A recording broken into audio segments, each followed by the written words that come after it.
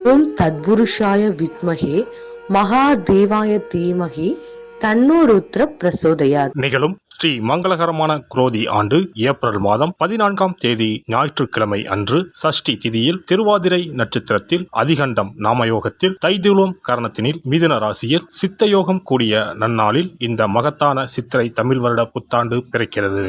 சித்திரை மாத கிரக நிலைகளை பார்க்கும்போது மேச ராசியில் குருவுடன் சூரிய பகவான் உள்ளார். கன்னி ராசியில் கேது பகவானும், மீன ராசியில் புதன், சுக்கிரன், ராகு பகவான் உள்ளனர். கும்பராசியில் சனி பகவானும் செவ்வாய் பகவானும் உள்ளனர். இந்த ஆண்டு சித்திரை மாதத்திலேயே குரு பகவான் 12 ஆண்டுகளுக்கு பிறகு ரிஷபராசிக்கு இடப்பெயர்ச்சி ஆகிறார். 30 ஆண்டுகளுக்கு பிறகு சனி பகவான் மீனராசி சென்று ராகுவுடன் இணைய போகிறார். பிறக்க போகும் குரோதி தமிழ் புத்தாண்டில் 2 கிரக உச்சத்தையும் ஒரு நீசபங்க ராஜயோக கிரகத்தையும் தன்னுடைய கோச்சாரமாக கொண்டுள்ளது. சூரியன் குரு இணைவு மிகுந்த நன்மை தரும். ஆனால் ராகு, உச்ச சுக்கிரன், புதன் சேர்க்கை கொஞ்சம் திகிலாக உள்ளது. அதேபோல் சனி செவ்வாய் சேர்க்கையும் நன்மை தருவதாக இல்லை. எனவே இந்த வருடம் நன்மை எவ்வளவு அதிகம் உள்ளதோ அதே அளவு கெடுதலும் உள்ளது. எனவே அவரவர் குடும்ப பெண்களையும், இளைஞர்களையும், குழந்தைகளையும் நீங்கள் தான் பத்திரமாக பார்த்துக் கொள்ள வேண்டும். இதில் ஒன்றை சொல்லியே ஆக வேண்டும். நினைப்பதை நல்ல செயலாக நினையுங்கள். ஏனெனில் கொஞ்சம் கோக்குமாக்கு யோசனை எட்டி பார்க்கும். வேறென்ன, ஒரு துணையை செட்டப் பண்ணலாமா என்று ரொம்ப நாளாக மனதில் ஓடிக்கொண்டே இருக்கும். இந்த மாதிரி விளங்காத யோசனைகள் எல்லாம் வேண்டாம். செல்வம் செல்வாக்கு பெருக, நல்ல நட்பு கிடைக்க, முயற்சிகளில் முன்னேற்றம், வாழ்வின் அபிவிருத்தி என இவை சார்ந்து சிந்தனை செய்யுங்கள். இந்த வருடம் அத்தனையும் நடக்கும். நல்லன எல்லாம் கைகூடி வரும். விருச்சிக ராசி அன்பர்களே, குரோதி ஆண்டில் குருவின் பார்வை உங்கள் ராசியின் மீது விழுகிறது. லாபஸ்தானம், தைரியஸ்தானங்களின் மீது குருவின் பார்வை விழுகிறது. குரு பகவான் உங்கள் ராசிக்கு 7ஆம் பாவமான திருமணம், கூட்டுத் தொழில், வாழ்க்கை துணை, வெளிநாட்டு வாழ்க்கை, காதல் ஆகிய காரகங்களை குறிப்பிடும் ஸ்தானத்தில் பயணம் செய்ய போவதால் வேலை தொழிலில் முன்னேற்றம் உண்டாகும். பொருளாதார நிலையில் இருந்த முட்டுக்கட்டைகள் அகலும். வரவேண்டிய பாக்கிகள் வரும். கடன்கள் அடைப்படும். குரு 7ஆம் வீட்டில் அமர்ந்து உங்கள் ராசியை பார்க்கிறார். உங்களுடைய நீண்ட நாள் கனவுகள் நனவாகும் நேரம் வந்துவிட்டது.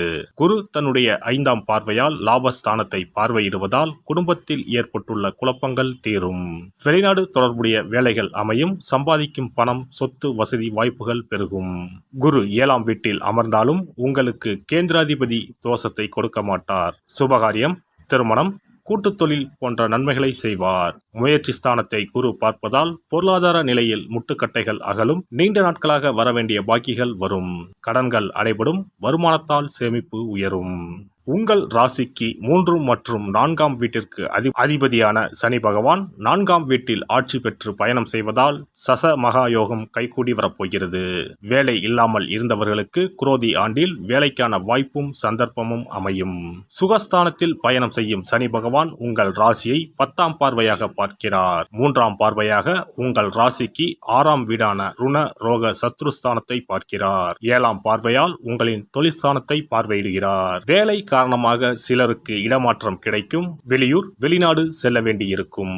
பதவி உயர்வு நீண்ட இழுபறிக்கு பின்னர் கிடைக்கும். வெளிநாடு செல்லும் யோகத்தை சனி பகவான் தரப்போகிறார். இதுவரை இருந்து வந்த தேவையற்ற அலைச்சல்கள் குறைந்து ஒரு இடத்தில் நிலையாக இருக்க வாய்ப்புகள் அமையும்.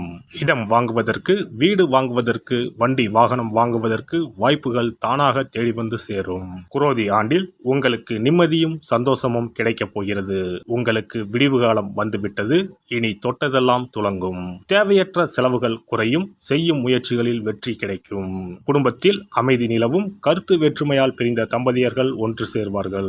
கேது பகவான் தொழிலில் முன்னேற்றத்தையும் வீடுமனை வாங்கும் யோகத்தையும் கொடுப்பார். தோஷங்கள் நீங்கி சந்தோஷங்கள் அதிகரிக்கப் போகிறது. உங்களின் விருச்சக செவ்வாய் சனியுடன் கூடி நிற்கிறார். உங்களுக்கு இஷ்டமான முருகரை வணங்கவும்.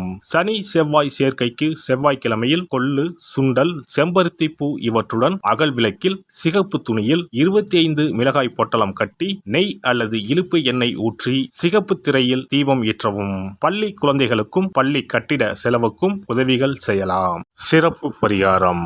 செவ்வாய் தோஷம் நீங்க செய்ய வேண்டிய பரிகாரங்கள் என்னென்ன, வழிபட வேண்டிய தெய்வம் யார் என்பதனை பற்றி காண்போம். நவ கிரகங்களில் சூரியனுக்கு அடுத்தபடியாக செயல் ஆற்றல் உள்ள கிரகம் செவ்வாய். ஆளுமை திறன், ஆற்றல், வீரம், அதிகாரம் செய்தல், வளைந்து கொடுக்காத தன்மை, தர்மம், நீதி, நேர்மை, நியாயம் போன்ற அம்சங்கள் கொண்ட கிரகம் செவ்வாய். செவ்வாய் பலமாக இருந்து நல்ல ஆதிபத்தியம் பெற்று அவரது தசை நடக்குமானால் சகோதர சகோதரிகள் மூலம் பெரும் அனுகூலம் ஏற்படும். பெரிய பதவிகளில் உள்ளவர்கள் தொழில் அதிபர்களின் தொடர்பு கிடைத்து அதன் மூலம் முன்னேற்றம் உண்டாகும். பலமற்ற ஆதிபத்தியம் பெற்று தசை நடக்குமானால் கீழே விழுவதும் அடிபடவும் நேரிடும். வாகன விபத்துக்களை சந்திக்க நேரிடும்.